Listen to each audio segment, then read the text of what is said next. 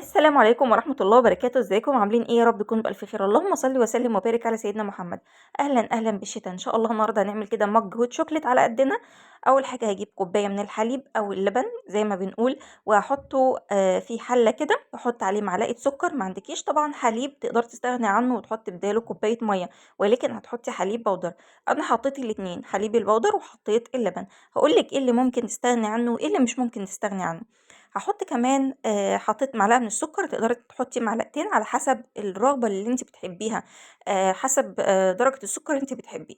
هابتدي كده إن أنا أحط كمان معلقة من الكاكاو، وده أساسي، حطي كاكاو إذا كان فاتح أو غامق مش هيأثر خالص. أحط معلقة من الشوكولاتة، هو مش أساسي خالص، ولكن بتدي غناوة للمشروب بتاعنا، وخصوصًا لو أنتِ هتعمليه بمَيّة.